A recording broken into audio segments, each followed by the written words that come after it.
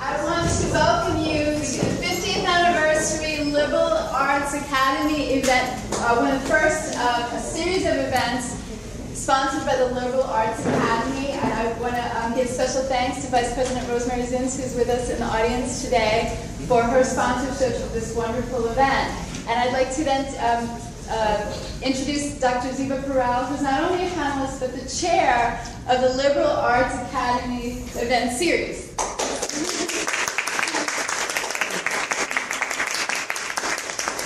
Great. I want to thank you all for coming today. It's student participation in these events that makes them so exciting, so thank you all for coming. This is the first of a series of Liberal Arts Academy sponsored events for the 50th anniversary of Queensborough, and I just want to extend a formal invitation to you all to attend the next three. So this weekend on Saturday, and if you need more details, just come to me after. There is a softball and baseball game where the team members are going to be wearing vintage uniforms, sort of a step back into the history of QCC. On April 14th, we're going to be celebrating service learning in the liberal arts in the Science Building, Science 111 and 112, and you're going to hear faculty and students talking a lot about their experience in service learning. And just as important as that is, we are doing another event in conjunction with the Big Read where you'll have an opportunity to write letters to service members abroad and to send them over, which is, I think, a really meaningful experience. And then on April 21st, we're having an Alumni Panel where graduates of QCC are coming back and talking a little bit about what their lives and their career paths have been like after they've graduated. These are all really exciting events. They will all have cookies and soda, so, you know, hey, why not come with more cookies? And I hope to see all of you at these future events, and thank you very much for planning this one. Before I introduce the panelists, first of all, I want to introduce myself. My name is Michelle Cuomo. I'm an Assistant Dean for Academic Affairs, and I'm the Project Director of the Big Read at QCC. This is Anita Pobrick, the Project Administrator for the Big Read at QCC. And we'd like to take a few minutes to talk about the Big Read itself, a national initiative, and to read a story to you in the spirit of the Big Read. So perhaps, Anita, we've gone to many classrooms across campus, and we have a little talk that we give, so we'd like to kind of give it again one more time. So Anita? It's almost memorized, so I'm going to try to improvise a little bit. The Big Read is a grant-funded project. It's funded by the National Endowments for the Arts, and we applied for this grant last year.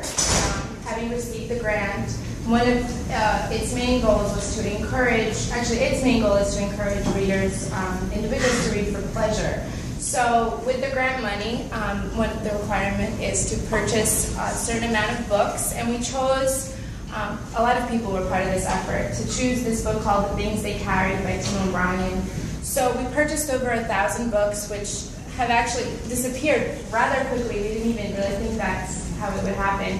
And then we had to use other funding to purchase more books because we were so excited that people were enthused with this project. So Michelle and I personally delivered books to classrooms at QCC, so over 1,000 students are reading this book right now and have been reading it this semester and last semester actually. So we planned a series of events. This is one of them in conjunction with the Liberal Arts Academy. And to gather people together so we can have something to share in common, at least on an academic level, and we're such a diverse community of people, and we thought it would be so exciting to read short stories from The Things They Carried, since it raises a lot of questions about current events in our world. So this book is, it's written as short stories. It's a compilation of short stories which were all previously and separately published. So each story can stand on its own. However, it can also be read chronologically because all of the stories are tied with one main character, the protagonist, whose name is also Tim O'Brien. Thank you. And so we're going to hear a lot from the panelists about about the background, but Anita and I would like to just read a brief story to you to kick off our event. So in this version of the book, it's on page 129, and it's called Style. So please join with us. Does anyone is anyone not able to see a book? Because if you're not, I can read this facility extras. But please do share. Thank you. Thank you. Style. So please share so that that person in the center could.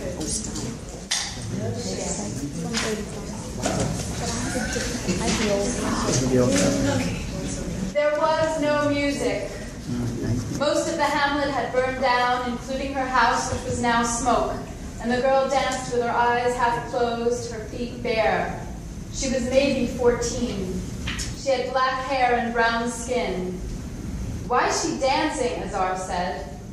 We searched through the wreckage, but there wasn't much to find. Rat Kylie caught a chicken for dinner. Lieutenant Cross radioed up to the gunships and told them to go away. The girl danced mostly on her toes. She took tiny steps in the dirt in front of her house, sometimes making a slow twirl, sometimes smiling to herself. "Why is she dancing?" Azar said. And Henry Dobbit said it didn't matter why, she just was. Later, we found her family in the house. They were dead and badly burned. It wasn't a big family, an infant and an old woman, and a woman whose age was hard to tell.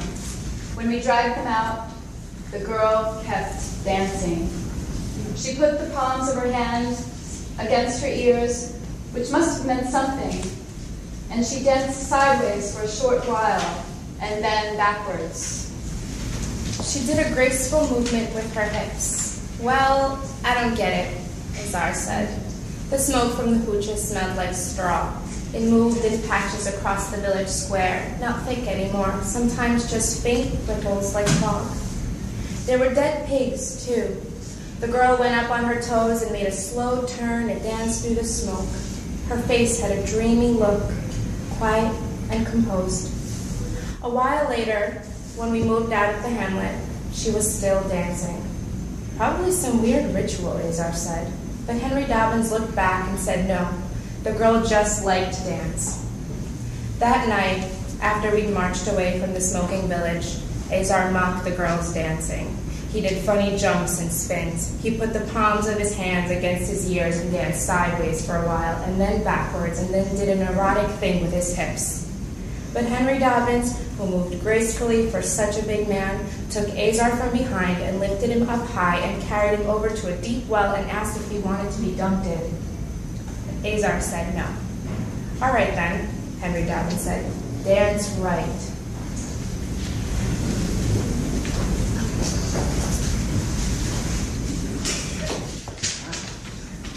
I'd like to introduce to you our panel. I'll go and I'll introduce them all to you, and then one at a time they'll speak. I've invited them to find a passage that had a lot of meaning to them, and they'll speak about why they chose it. Our first panelist is Dr. Mark Van Els. He's an associate professor of history at QCC. He's been at QCC since 1999. He served in the U.S. Air Force from 1982 to 1986. His BA, MA, and PhD is from the University of Wisconsin.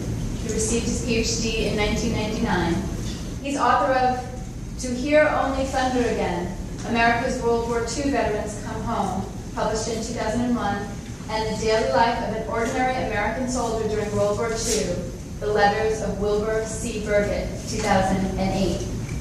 Our next panelist is Dr. Ziva Perel. She's an assistant professor of English at QCC. She received tenure this year.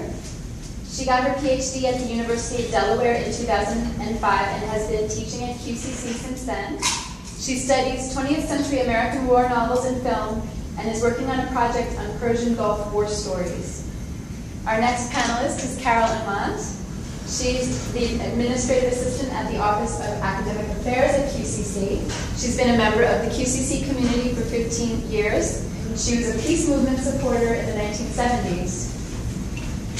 Professor Robert Cooper was Major Robert M. Cooper, actually. From 1977 to 2004, he served in the U.S. Army as a paratrooper.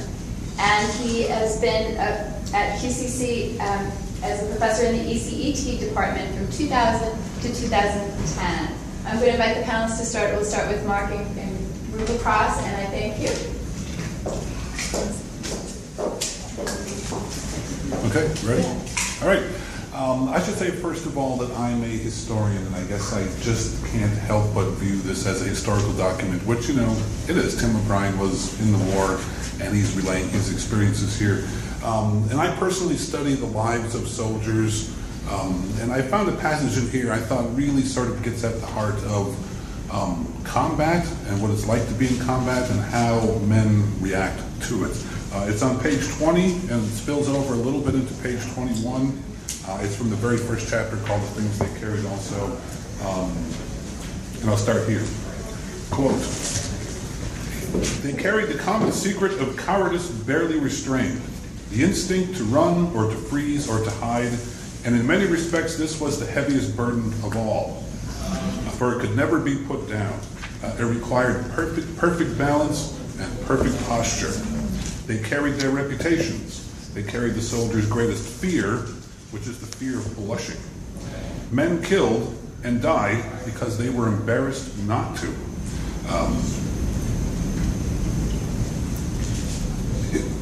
It was what, I should have rehearsed this a little more, shouldn't I? It was what brought them to the war in the first place. Nothing positive, no dreams of glory or honor, just to avoid the blush of dishonor. They died so as not to die of embarrassment." And then in the end of the paragraph on the subsequent page, it was not courage exactly. It was not valor. Rather they were too frightened to be cowards. And again, as a historian, I look at this, and I think study after study of soldiers bears this out. It's not like the movies, and it's not like John Wayne, where they're storming the beach at Normandy and the music's playing, the flag's waving in the background. This is not normally what is on the mind of men when they're actually in combat. They develop very unique bonds with each other. They depend on each other for their very, very survival. And there is this great concern about not holding up your end. If you screw up, someone's going to get killed. And it's a unique bond that you almost never find in the civilian world at all. And I think this passage really sort of humanized the soldier. I think it gets at what really makes men fight. This is from the Vietnam War, but the same thing could have been said by a veteran of the Civil War, World War II, or the wars that go on today. Hollywood can be great, and Hollywood can really give us some really warped versions of the past. And I think this book really gives us a much more intimate look at what soldiers really think and do. Okay. It's fitting, I think, that we ended up sitting next to each other for this panel because you're going at it from a historian's perspective, and I'm looking at this book from an English professor's perspective. And for me, it's all about the story, how he tells the story, what the process of writing the story is like, and what reading the story is like for readers. So I chose a section called Good Form, and in this orange version of the book, it's on 179, but it's a story all by itself. I think it should be around the same page in the newer versions. And it's a little bit of a longer passage, so just bear with me. Does anyone know what page it's on in the newer one? 171. Okay. Close. Does anyone need a book?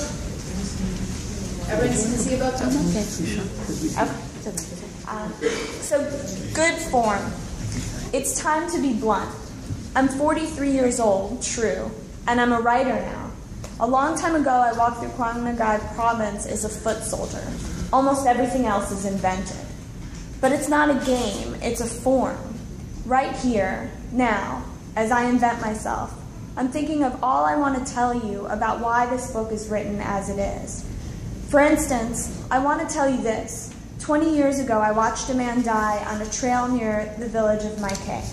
I did not kill him, but I was present, you see, and my presence is guilt enough.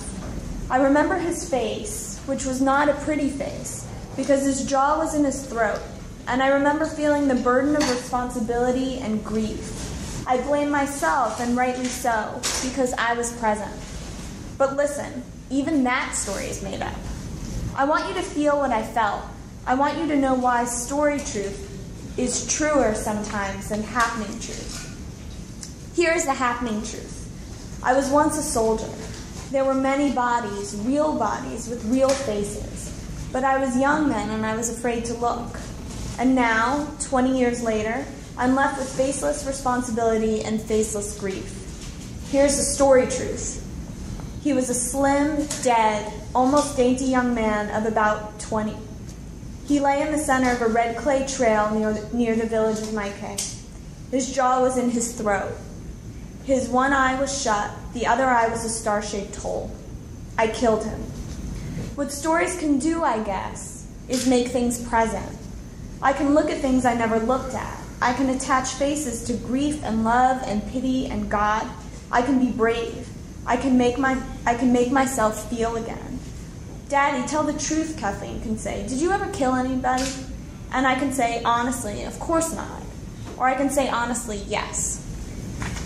And I chose this passage because it's one of the ones that I think frustrates readers the most, because I think it's our desire as readers to know what really happened and to see this as the truth and something that you can hold on to as the truth. But what Tim O'Brien's telling us and what he repeats in interviews and what he says throughout the book is that whether an event really, really happened isn't as important as is how you feel when you hear about it and what you understand from that feeling. So as a literature professor, it means so much to me because even if a story isn't true in our sense of true, it's true in that stomach way being true, and we can understand places and times we've never been to, and certain things about the world that we live in from these stories. And you can see how the process of writing the story is so important to O'Brien and how much we can gain from reading it, whether it's happening true or story true. Should I just say something? There's a line from Don Quixote: facts are often the greatest enemy of truth. And that's what this reminds me of. Yeah. The historian's problem.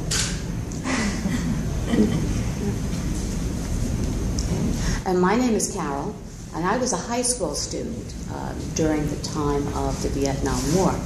And it's interesting where you left off, because now I'm hearing stories, probably when we were a sophomore in high school, about the horrors of the war, because now the first crop of Vietnam veterans were coming home. And we'd all gather together, and even though a lot was kept inside, once in a while they would let a little bit out. And what we heard was very frightening. So a lot of us joined the peace movement at the time. The peace movement was happening right from the early 60s. I mean, it was always a presence. But something happened in 1971 that kind of got a lot of people involved. And I was in high school, and that was 1970, 71 when I graduated. And that was the Lai Massacre. And that was a particularly bloody incident in the war, which horrified us all. And at the same time, we had been told by President Nixon that we were going to start bringing the troops home. The opposite happened. And it was announced that they were going to have another draft. It was like the draft was in stages. And now they were going to choose the boys that were born in 1951. Those are my friends. So you see how it directly influenced me, and all the stories that I had heard at that time made me want to then choose to be in the anti-war movement. And at the time, those of you that are from Flushing, you know the old Bound House. The Bound House is still there. I'm so glad. This is why it's so important for us to have these wonderful historic sites still here. But that is where a lot of meetings took place for the anti-war movement from the Civil War and probably from the Revolutionary War. The Quakers met there. And so they gave counseling to the veterans prior to going into the draft. They told them what their options were, which they didn't have many. So there was, but they helped them. They listened to them. They counseled them when they came home. Some veterans didn't utilize the services, but they were there. It was a very, very important part of Flushing's history, is the Bound House throughout its entire time here. And we, being in Flushing High, we would take off for the day. We would play hooky, and we'd all go to Columbia University. As soon as we heard that they were striking, then we all went with them. And we just thought we were just so much older than what we really were, you know, and we'd go down there and yell, hell no, we won't go, and all the popular slogans at the time. But we felt like we were doing something. It was important for us just to be there. Maybe we couldn't, you know, change things. And certainly, you know, through the years, the anti-war movement did have quite an impact on what was to come after. It did bring an end to the war. Not abruptly, it took way too long, but it did. So it just shows you, when you read a book like this, how activism does make a difference. And how, because there were so many of us, that it was a way to really bring things and make a change, to bring things together and make a change for everybody. I've chosen to read for you On the Rainy River, and this is about Tim O'Brien's decision to go to the war as opposed to leaving for Canada. I'm sorry. It's page 37 of the new book. 39 of the old. Thank you. Okay. This is one story I've never told before. Not to anyone, not to my parents, not to my brother or sister, not even to my wife. To get into it, I've always thought, would only cause embarrassment for all of us, a sudden need to be elsewhere, which is the natural response to a confession. Even now, I'll admit, the story makes me squirm.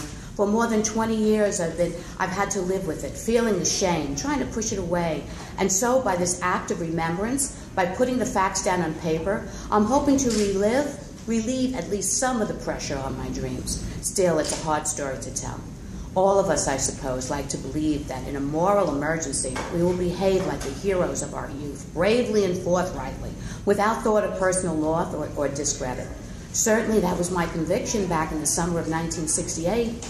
Tim O'Brien, a secret hero, the Lone Ranger. If the stakes ever became high enough, if the evil were evil enough, if the good were good enough, I would simply tap a secret reservoir of courage that had been accumulating inside me over the years. Courage, I seem to think, comes to us in infinite quantities, like an inheritance, and by being frugal and stashing it away and letting it earn interest, we steadily increase our moral capital in preparation for that day when the account must be drawn down. It was a comforting theory. It dispensed with all those bothersome little acts of daily courage. It offered hope and grace to the repetitive coward. It justified the past while immortalizing the future. Thank you.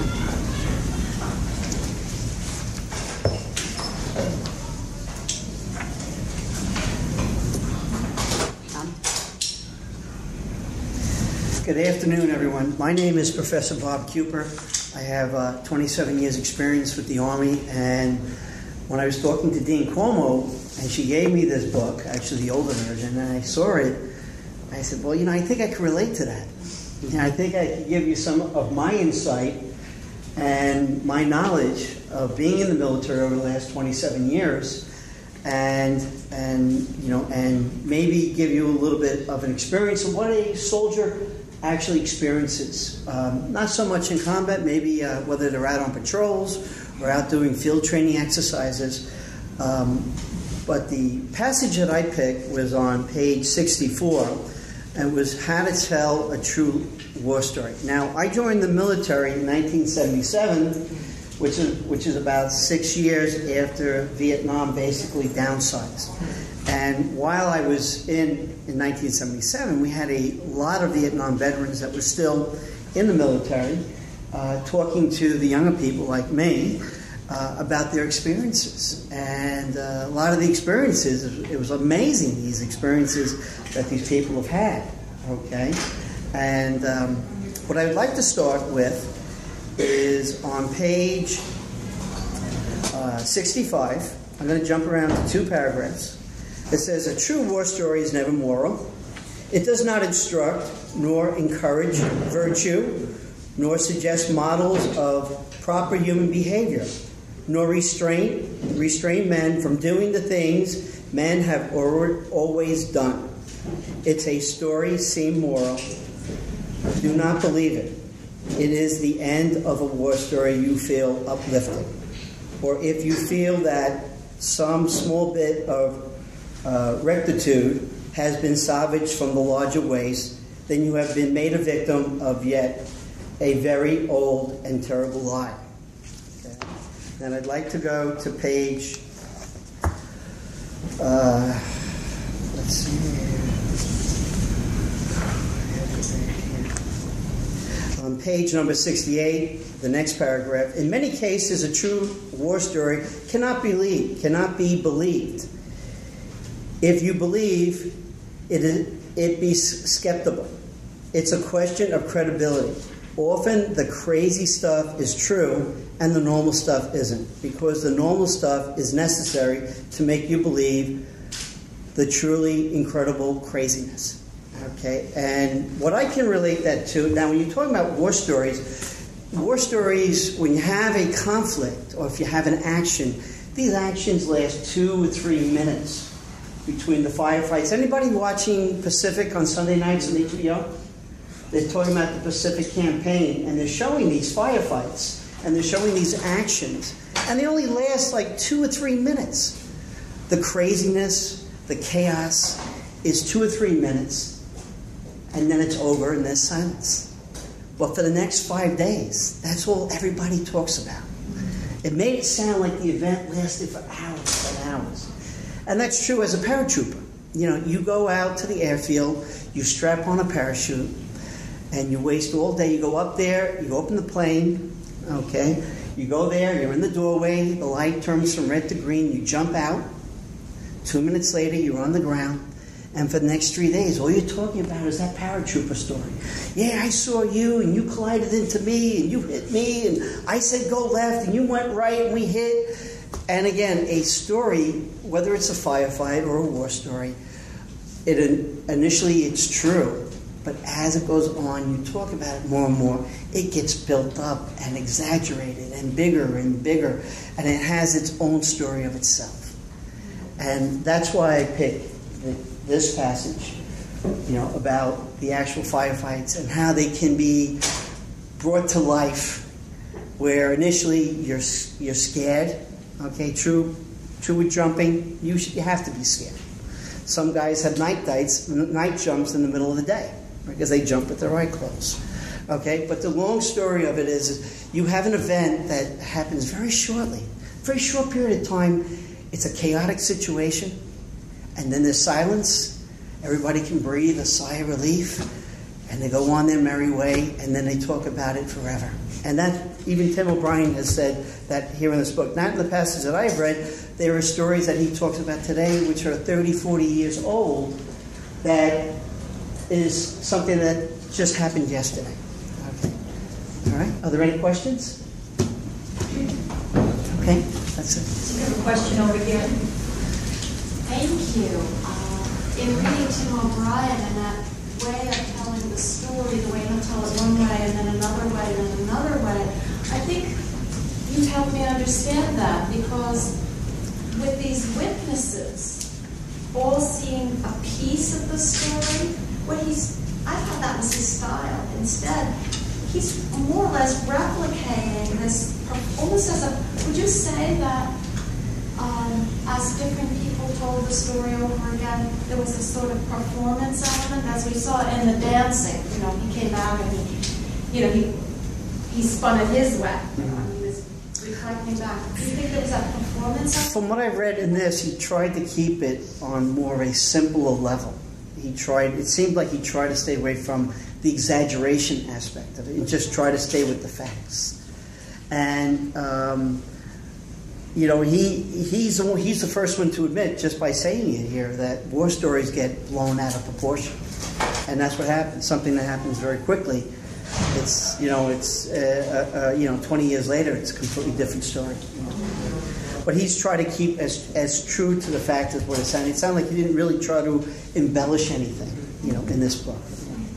Do any of the other panelists have thoughts about the book as performance, or how the structure of the book, which Jean's relating to you? Yeah, I am. As Dean Cuomo mentioned before, I study war novels and film, so I was thinking a lot. Have any of you guys read or seen Jarhead? Yeah, okay, so some of you.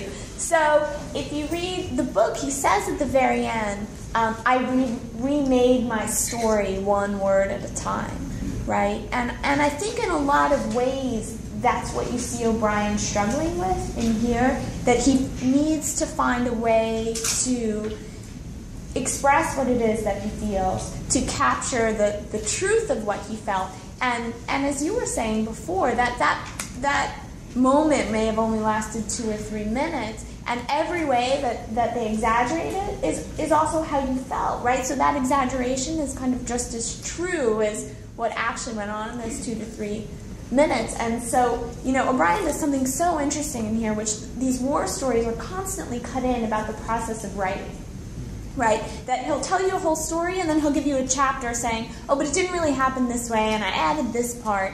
And so it's all about getting you to feel something, and it's all about making sense for himself. So I think there is a pretty strong performance element to it. You have to understand when a lot of this stuff is documented, your heart rate is 210 beats per second. Your adrenaline is pumping. I mean, when you're in the middle of something like that, and again, I'm not talking about combat because I've never been in combat, but I'm saying as a paratrooper, I mean, you're getting ready to jump out that door. I mean, I made a joke one time. I was on an American Airlines flight, and I was landing in LaGuardia, and I said to the stewardess, this is the first time in 10 years I've landed in an airplane. Because I've always jumped, I've never landed with an airplane. And I picked the worst airline, the worst airport to do it, LaGuardia, where you're flying over houses. I'm like, oh my God. But seriously, when you have a situation like that, and the adrenaline is going, and your heart rate is, of course it's going to be an exaggerated story. It has all the momentum of being this big monstrosity when it was, when it really wasn't that big of a situation. So, I have something that's been coming up as I've been thinking about what you're saying today is the act of the way Tim O'Brien writes and the act of writing. And I'm just wondering if anybody here might think what begins to emerge for me is possibly it's a way of dealing with post-traumatic stress, or because you're just talking about your heart rate and what that does to your body, and maybe because I know you've done a lot of work on letters, maybe could we talk a little bit about that and what's a healthy way, or the way that a soldier decompresses or works through what happens. Because again, even jumping out of a plane can be a very traumatic act, I would assume.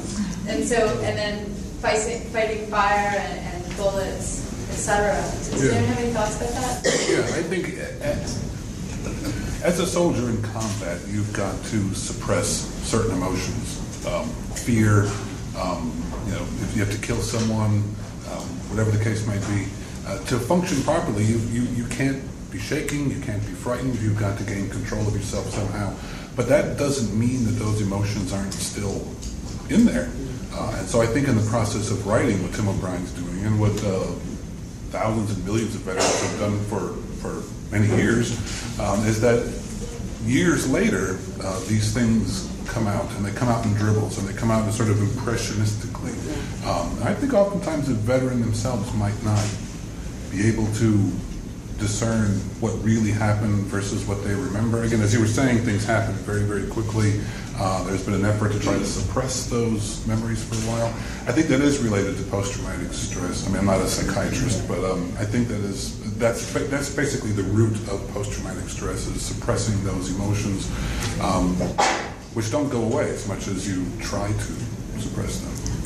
And I can recall, too, that a lot of the boys would say that they engaged in things that they were definitely not proud of and they were ashamed of. And that didn't come out right away. That would come out after maybe you engaged them in conversation about the war over time. But the Vietnam veterans came back they saw a different way of life. In Vietnam, they would send small children out with a hand grenade. They were 5 years old and one would be running at you. You had no choice but to shoot a 5-year-old child.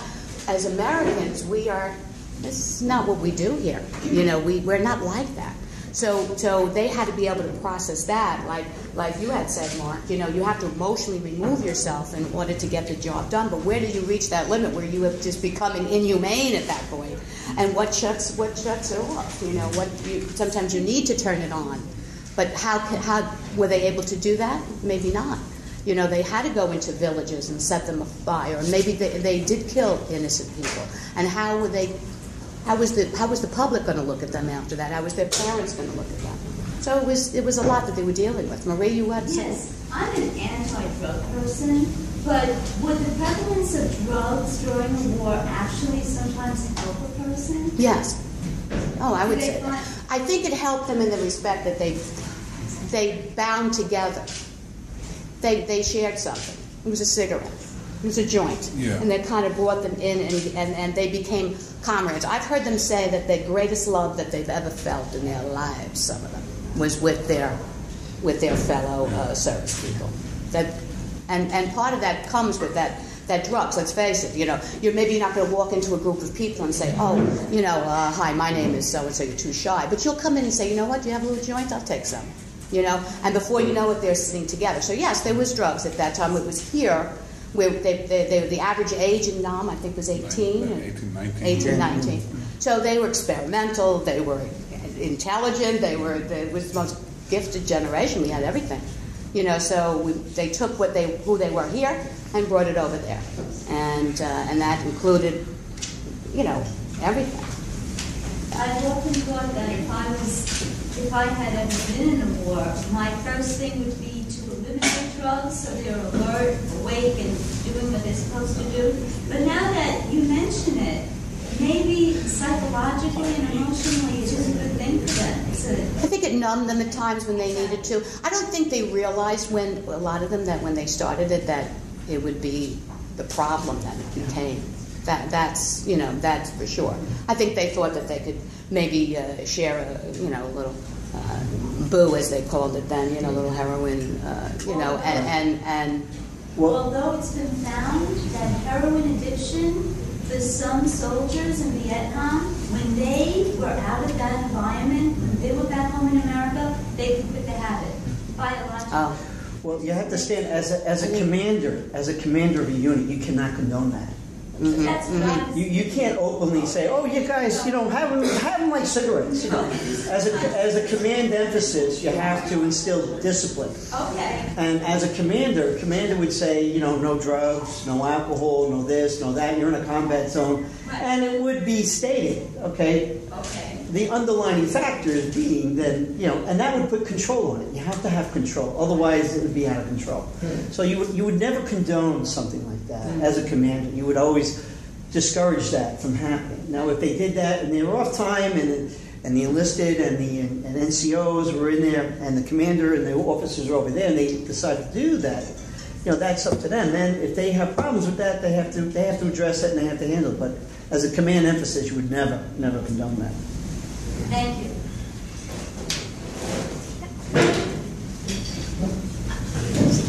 To respond to Michelle about the post-traumatic stress question, I really have to thank this degree because my students just loved it and are writing digital stories about it. And one student is describing how to be present to his brother who's come home from the war and he's a little bit traumatized, and he's trying to be there for him at the same time that the brother is trying to protect him from what he knows. And it's just a wonderful story. I'm hoping we get it up for the May 12th festival.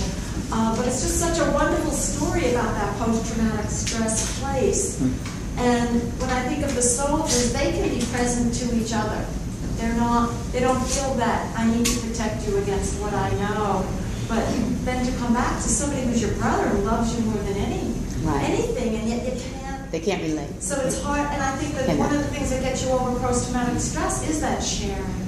So that struggle to me is just... Yeah, I think it was so important to have the veteran center set up, and of course it still is, where they could meet and talk with one another, because we didn't understand what they went through. There was no way.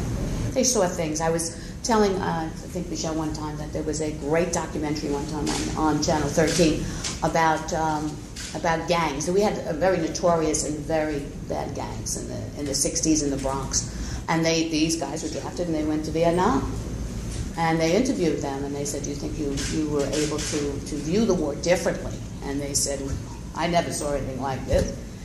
He said, they had skinned a man and left him in the sun to die. They had tied him up. He said, nothing prepared me for seeing things like that. In other words, what they were trying to say was so savage that things that they saw, that no matter how violent their life had been up until that point, it still was not. It still traumatized them. It still traumatized them. It was a different level of humanity that we were not used to. I think that's true of any war. I don't think you can, say, oh, this war is... I think any war, and he said it in the part that you read, if there's any moral at the end or any redeeming feature at the end or anything that makes you feel good at the end, it's not true. Because there's nothing. This is a totally horrible situation with nothing redeeming. But what's brilliant about this is it's really almost like poetry in that he takes the human condition, human beings, and he puts them into this hell and shows what they take with them. And what they're carrying ultimately into this hell is their humanity. And he brings this out. And he does little poetic things like repetition. And that's what a poet is supposed to do. A poet wants to recreate an emotion that he feels in his reader. And the way he recreates it is in the words that he writes.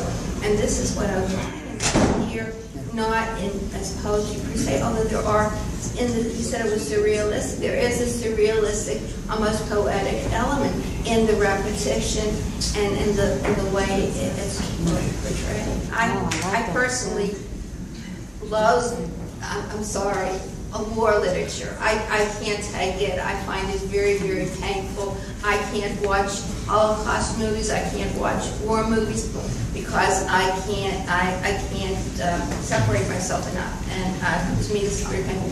But this, I think, is really painful, but it's so brilliant because it, as I said, it conveys the humanity which is carried through this ghastly situation. Yeah, I got the impression, too, that he's not emotionally manipulating us. He's telling us, as you said, the facts. Right. Yeah. So I didn't feel that, like what you said. I wasn't afraid to read it because, there are, I agree with you, some war stories we just don't want to hear because they're so, they grip us. We think about them for a week after. He told us the facts. And we kind of emotionally removed ourselves like he did. Although I think he'd worry about saying he told us the facts, because I think for him there really aren't any. And I know something I struggle with this book, and struggle with in kind of that fun way, not in a bad way, is so that you have an author named Tim O'Brien, right? I mean, it says his name on the front of the book, and then on the inside it says it's a work of fiction, and then all of a sudden your main character's name is Tim O'Brien, and then all of a sudden something very strange is going on, because half of the time he's saying nothing's really true or not happening truth. You can't root yourself in necessarily solid facts. That he's refusing to say that you can link, let's say, one particular story in here with one particular event that happened. And I think that slippage is fascinating. It talks a lot about memory and story writing and perception. And there's one little bit at the end that I think highlights this. Tim O'Brien's really fun to read. Is there anybody who would want to read like the last 4 sentences of the book? Anybody who's reading it in class who wants to give it a try?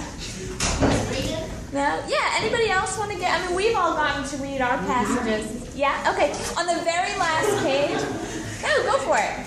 The very last page, and it's a sentence that starts, I'm young and happy. It's maybe 4 or 5 lines up from the bottom. Everybody stand up.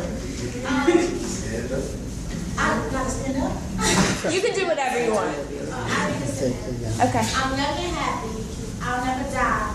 I'm skimming across the surface of my own history, moving fast, riding the melt beneath the blades, doing loops and spinning. And when I take a high leap into the dark and come down 30 years later, I realize it is as Tim trying to save Timmy's life with the story. Nicely read. Thank you.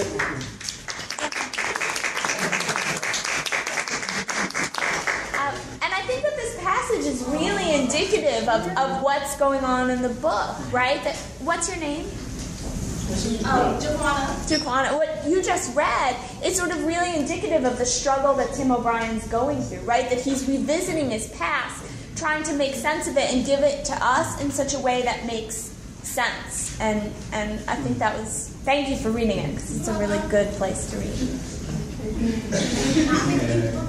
I have a question for the students in the audience. I know some of you haven't gotten to read the book yet, but maybe some of you have. And just what was your experience about the Vietnam War before, and what have you learned briefly about the war, or any impressions you've had? Some of you might have had this book covered in your class because you were part of the big read, or you might have read it at some other point. But I just wonder what your impressions are. And if you haven't, what are your impressions so far of our event today? Students? Well, I like the book. Can I keep it? I want to read it. No, seriously. You could borrow this book in the library at the reserve desk for 3 weeks at a time, 6 weeks in total. So if anyone does want a copy, we do have many copies available at the reserve desk. Thank you. Yes, Joanne, what else? Did you want to add anything more? Anyone else? What I'd like to say about Tim O'Brien, and I haven't read all of his books, but just from reading this one, I can see as a Vietnam veteran, whoever was that read this book, put a little bit more of a perspective for a lot of these veterans coming back, because when they came back, they were confused because they were called baby killers and this and that, and they weren't given a parade like the Iraqi veterans, walking up, Wall Street and everything. And I think any Vietnam veteran who has not read this should, because it would, it'd really give justification. It would help justify, give them, a purpose where initially there wasn't for a lot of these veterans, And I think it would be very good, Last week, Tim O'Brien, in celebration of the 30th anniversary of this book's publication, did a live webcast. Ziva told us about it, and some of us listened to what he said. And that's one thing he said, that the book is getting a lot of attention again because people are reading it who have loved ones over in Iraq and Afghanistan. And once again, it puts it all. It gives, Carol was talking about the soldiers can only talk to each other about what happened to them, but it's giving a perspective to people who have someone they love over in Iraq or Afghanistan, and they're beginning to understand, possibly in some small way, what they're going through as a result of this book. So many people are reaching out to Tim O'Brien right now and saying, thank you, I learned something that I needed to know for when my fiancé comes back. So I thought that was really, really important and interesting. I think as a society, we've also learned from Vietnam that how important it is to support the service people that are over there. We didn't do that. And being part of the anti-war movement, I don't think I was that sensitive, or as sensitive as I should be, to the ones that were coming home. I was more sensitive to the ones that were on their way there, So there was a lot to teach us from that. Every war leaves something, a lesson behind, and that's a good lesson. One of the good lessons from Vietnam, certainly. Just speaking to your question about Tim saving Timmy's life, and as much as this is about Vietnam and the Vietnam experience, and each individual story obviously takes place against the backdrop of Vietnam. If you take the book as a whole, to me, what it meant was it's about the telling of stories, about what does it mean to make up stories and tell them, to narrate stories, what does it mean to hear stories and embellish them and retell them. One of the most interesting stories, the one that Rat Kiley tells about the girl with the culottes out there who then goes native. You realize that's told like third or fourth hand. And so it's an absurdly exaggerated and wild and surreal story. But then again, it's not told by the Tim O'Brien who wrote the book, or even the Tim O'Brien who wrote the story, but it's told Rat Kiley, and then he says, well, part of it's told to me. And I think that illustrates how the book is really about storytelling more than anything else. I mean, at its most fundamental.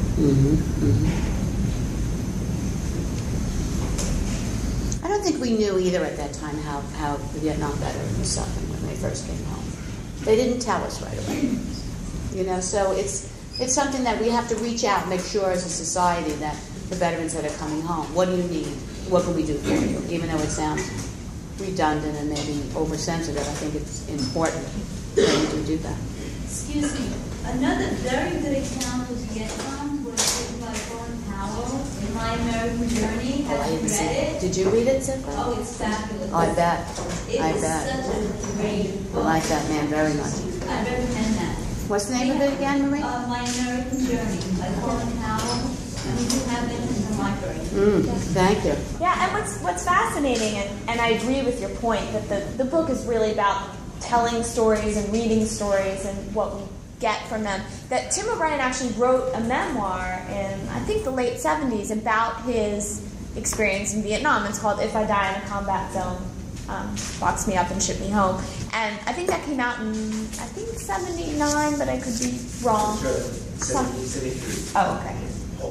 And this didn't come out in its entirety until 91, right? There were pieces of it, as Dean Cuomo said, published before. So what you get is this really interesting juxtaposition between the book that he says is true and then the book that I think comes later to explore these other ideas. I was going to say, a few days ago, I appreciate this book on so many different levels, as a writer, as a reader, as a student,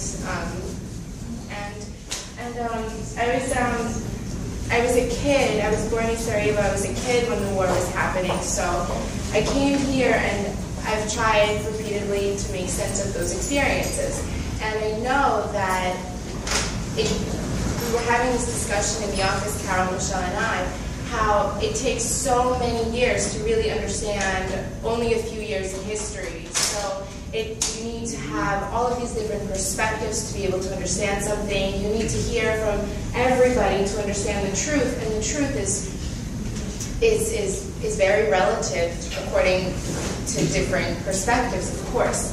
So while I was reading this, I appreciated so much the struggle to tell a story, the struggle to put together different perspectives and try to make it as true as possible so that it could speak to a variety of people. And I feel like, 20 years later, you've done such a great job of doing that, and I think it does take that amount of time to be able to really understand yourself, even why you would do this or why you wouldn't or whatever it is. It would take that much time in constant revisiting of the past to be able to get at some sort of conclusion. So I think this is why it's so valuable.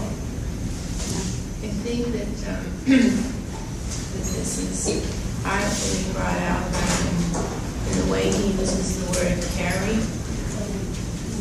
the beginning, it's simply trying to be literally every day to be carrying them, and by the end of it, or various junctions throughout it, carry was the way they were carrying.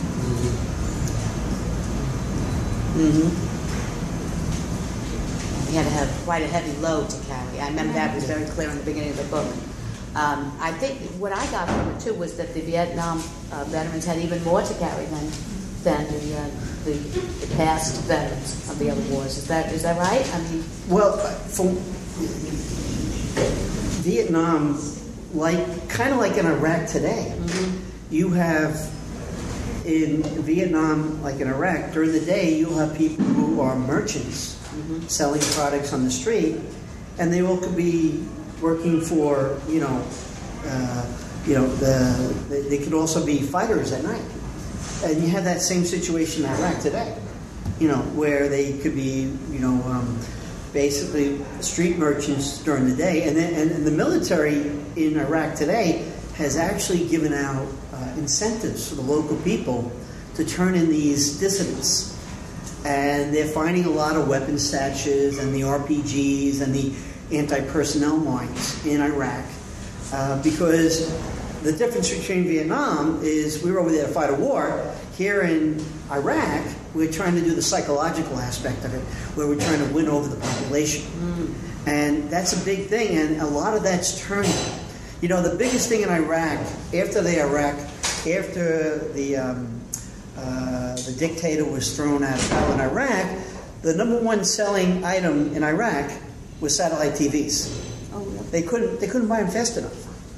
And the biggest thing that the American soldiers used in Iraq was garage door openers. And you might say, why garage door openers? Because that was the detonating devices of the car bombs when they first started doing it. So what would happen is they would have 10, 20 cars lined up, and the soldiers would get the Sear car openers from the United States, and they would press the button to see which cars would blow up. And that was a lot of the things. Another thing, you talk about the creativeness of the American soldiers. They had a lot of things to adapt to in Vietnam. The one thing that I thought was really amazing in Iraq is, in Iraq it's a desert, and they have generators. They need generators for power. And a lot of problems with the filters. They were getting sand in the filters. The sand would get into the engines, and it would seize the engines. And the creativeness of one soldier, don't ask me how he got this, women's lingerie. What's the stuff what's the stuff? The stockings, the nylon stockings. They put it over the filters, and it took care of the filter problems. And that was some of the creativeness. So again, whether it was in Vietnam and them adapting to that environment or the current environment that the soldiers are adapting to, they see problems and they make fixes, and that's what they do, and that's what they're there for. That's in all wars. What's that? That's in all wars. In all wars, yes. In all wars, yeah. You adapt to the situation that's been given to you. Yes. I think with Vietnam, this is a sad thing to remember, but it's the war that we lost. I think that's what makes it unique. I think, this book could be written in some ways about World War II or World War I, the same bonds between men, the surrealism of combat, these sorts of things. What makes Vietnam different is that we lost. And that's really the first time that that's ever happened. And it happened during a time in which American society was already very turbulent because of civil rights and political issues and these sorts of things. So it was kind of a perfect storm. This war happened at a very tumultuous time to begin with. I think that's what makes Vietnam unique, really. I mean, it was a smaller generation, too. I studied World War II, which 1 out of every 10 Americans served in the military during that war. So when the guys came home, even though they had these horrible experiences, there was always someone on their block or their cousin who they could talk to. And with later wars that have become much smaller, as is a problem today, and it was a problem in Vietnam as well, is that there is that feeling of isolation. That there is no one you can talk to, basically. But I think losing that war is what makes Vietnam unique. Korea really just lost too. Oh, it was a tie. South Korea is still non-communist, but the other half is. And that's kind of War of 1812 was kind of a tie. This one, our armies were not defeated. We pulled out, but Vietnam is communist today. So and in Korea, they're always trying to go from north to south. They're not trying to go from the south to the north. So there's a lot of pride in South Korea. Well, I want to thank our panelists very much. I want to thank you all for attending. I hope you can join us for some of our other activities. Tomorrow evening, Dr. Tom Smith is going to present Apocalypse Now in the library at 6:10 p.m. He's also going to speak a little bit about the book and its relationship to the movie. On Friday at 1 o'clock, 3 faculty members will read the short story Spin. And on Saturday, it doesn't really conflict, but it would be hard to get to both places, but we do have an event at the Brooklyn Historical Society. But this is a Liberal Arts Academy event, so there's the QCC throwback game as well. So thank you very much. I hope you'll speak to some of our panelists if your questions were not answered. Thank you. Thank you. Thank you.